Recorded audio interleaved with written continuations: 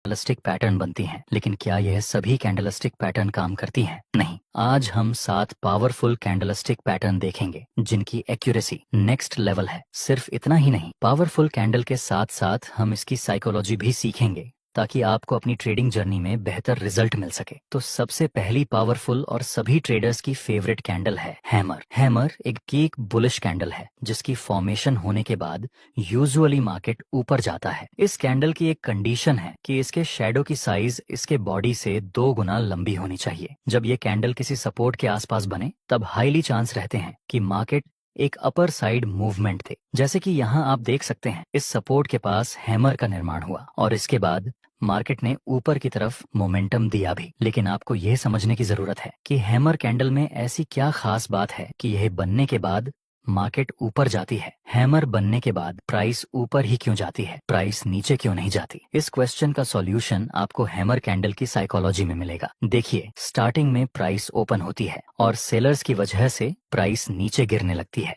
पर किसी important support के पास बायर्स एक्टिव होते हैं और प्राइस को ऊपर की तरफ पुश करते हैं। एंड में प्राइस जहां ओपन हुई थी उसके भी ऊपर बायर्स प्राइस को क्लोज करवाने में कामयाब रहते हैं। शुरुआत में सेलर्स ने पूरी कोशिश की थी प्राइस को नीचे गिराने की, लेकिन एंड में बायर्स ने पूरा कंट्रोल लेकर अपना डोमिनेंस दिखाया, जिसके बाद हमें हैमर कैंडल जैसी फॉर्मेशन मिलती है। इस कैंडल में अभी बायर्स का डोमिनेंस है। जब दूसरी कैंडल भी इस हैमर के हाई के ऊपर क्लोज हो जाए तब हम कंफर्म हो जाते हैं कि अब प्राइस यहाँ से एक अपर साइड मूवमेंट दे सकती है, क्योंकि यह दोनों ही कैंडल में बायर्स का डोमिनेंस है। अब दूसरी इंपॉर्टेंट कैंडल देखते हैं जो कि सेलर्स की पसंदीदा कैंडल में से एक है, वह है शूटिंग स्टार। शूटिंग स्टार एक भी बेयरिश कैंडल है जिसकी फॉर्मेशन होने के बाद यूजुअली प्राइस नीचे गिरती है। इसकी भी एक कंडीशन है कि इसके शैडो की लंबाई इसके बॉडी से मिनिमम 2 गुना ज्यादा होना चाहिए। जब यह कैंडल किसी रेजिस्टेंस के आसपास बने तो हाईली चांस रहेंगे कि प्राइस नीचे गिरे। जैसे आप देख सकते हैं, यहाँ मार्केट पहले अपर ट्रेंड में मूव कर रहा था, फिर हमें एक पुल बैक देखने को मिला और इस रेजिस्टेंस के पास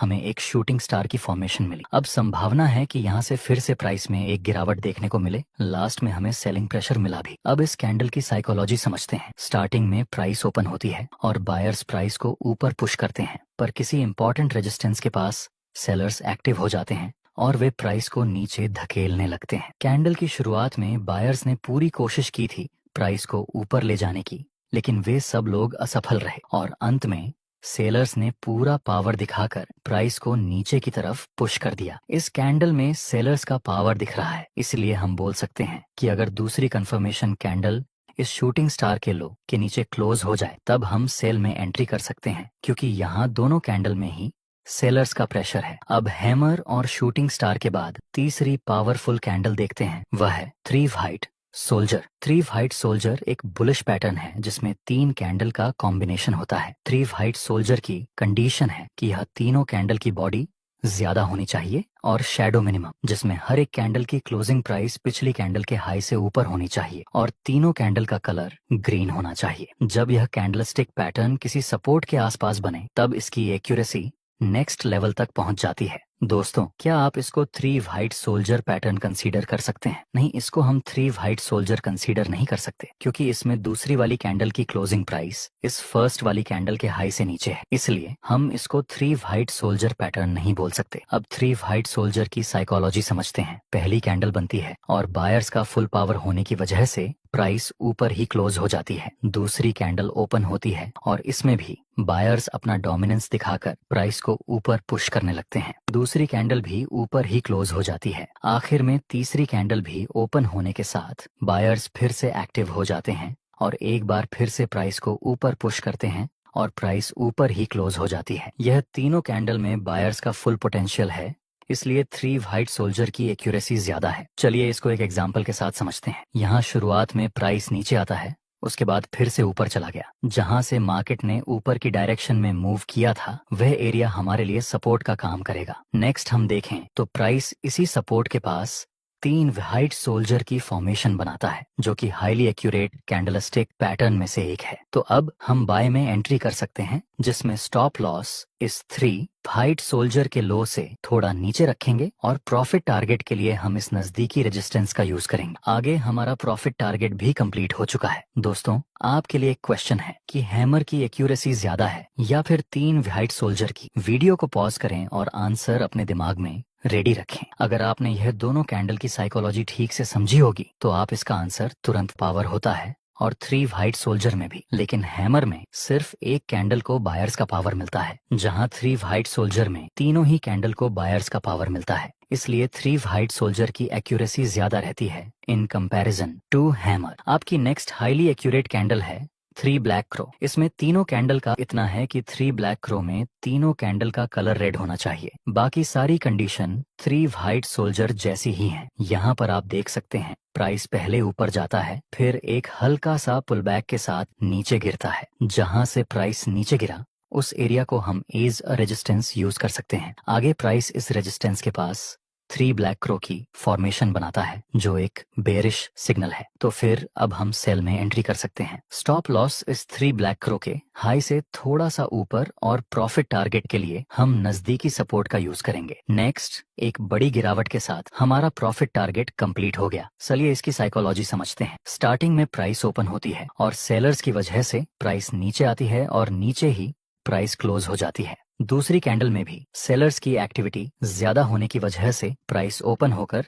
नीचे क्लोज हो जाती है, और थर्ड कैंडल में सेलर्स का पावर ज्यादा होने की वजह से प्राइस ओपन होकर नीचे क्लोज हो जाती है। यह तीनों ही कैंडल में सेलर्स सेल करने में ज्यादा इंटरेस्टेड हैं, इसलिए यहाँ संभावना है कि आगे भी प्राइस नीचे गिर सकती है। दोस्तों, इस वीडियो में हमने ट्रेडिंग के बहुत सारे न्यू कॉन्सेप्ट ऐड किए हैं, जिससे कि आपकी ट्रेडिंग जर्नी सिंपल हो जाए। वीडियो बनाने में हमारी पूरी टीम की बहुत ज्यादा मेहनत लगी है। अगर आप हमें सपोर्ट करना चाहते हैं तो एक लाइक जरूर कर देना। आपकी नेक्स्ट कैंडल है बुलिश एंगल्फिंग। ये कैंडलस्टिक पैटर्न 2 कैंडल के कॉम्बिनेशन से बनती है, जिसमें पहले वाली कैंडल का कलर रेड होना चाहिए और दूसरी बड़ी कैंडल का कलर ग्रीन होना चाहिए। यह बुलिश कैंडल है, तो यह किसी सपोर्ट के आसपास बननी चाहिए। इसकी एक और कंडीशन है कि यह फर्स्ट वाली कैंडल का हाई एंड लो पूरी तरह से दूसरी वाली ग्रीन कैंडल के अंदर होना चाहिए। यहाँ पर आप देख सकते हैं इस इम्पोर्टेंट सपोर्ट के पास बुलिश एंगल्फिंग पैटर्न का निर्माण हुआ और फिर प्राइस ने अपर साइड मूवमेंट दिया भी था। इसके पीछे की साइकोलॉजी समझते हैं। स्टार्टिंग में प्राइस ओपन होती है और सेलर्स की वजह से प्राइस नीचे मूवमेंट देती है और नीचे ही कैंडल क्लोज हो जाती है। मतलब इस कैंडल में अभी सेलर्स का डोमिनेंस है। दूसरी कैंडल हल्का सा गैप डाउन होकर ओपन होती है, जहां सेलर्स प्राइस को नीचे ले जाने की कोशिश करते हैं, लेकिन करेंटली बायर्स एक्टिव होते हैं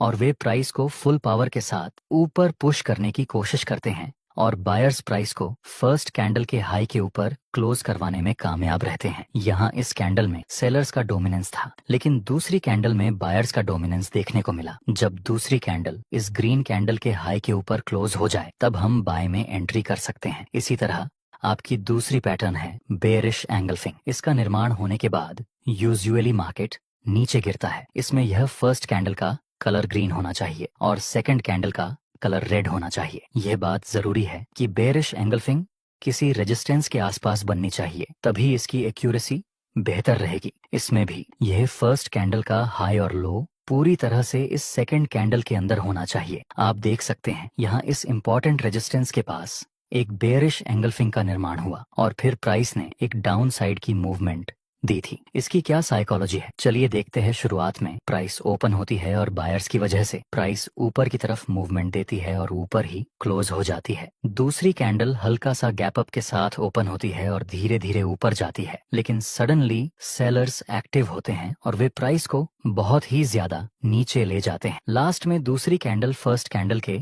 लो के नीचे क्लोज हो जाती है। इस फर्स्ट कैंडल में बायर्स का डोमिनेंस था, लेकिन दूसरी कैंडल में सेलर्स ने अपना पोटेंशियल दिखाया। जब कंफर्मेशन कैंडल इस रेड कैंडल के नीचे क्लोज हो जाए तब हम सेल में एंट्री कर सकते हैं। आपकी आखिरी कैंडलस्टिक पैटर्न है डोजी। दोस्तों, डोजी एक इंडिसीजन कैंडल है। डोजी कई तरह की होती है, जैसे कि dragon fly doji, long leg doji, common doji, लेकिन आपको इसको इतना कॉम्प्लिकेटेड नहीं करना है, आपको इसे सिंपल ही रखना है। देखिए, डोजी में जो बॉडी होती है वह बिल्कुल ही ना के बराबर होती है और लंबे शेडो होते हैं। इसको आप बाय करने के लिए भी यूज कर सकते हैं और सेल करने के लिए भी यूज कर सकते हैं। कैसे, आइए देखते हैं। जब किसी इंपॉर्टेंट सपोर्ट के पास डोजी कैंडल मिले और दूसरी कैंडल डोजी के हाई के ऊपर क्लोज हो जाए, तब आप बाय में एंट्री कर सकते हैं। इसी तरह जब डोजी किसी इंपॉर्टेंट रेजिस्टेंस के पास बने और दूसरी कंफर्मेशन कैंडल डोजी के लोरी के नीचे क्लोज हो जाए, तब आप सेल में एंट्री कर सकते हैं। याद रहे दोस्तों, डोजी के आधार पर ट्रेड लेते समय आपको हमेशा कंफर्मेशन कैंडल का वेट करना है, क्योंकि यह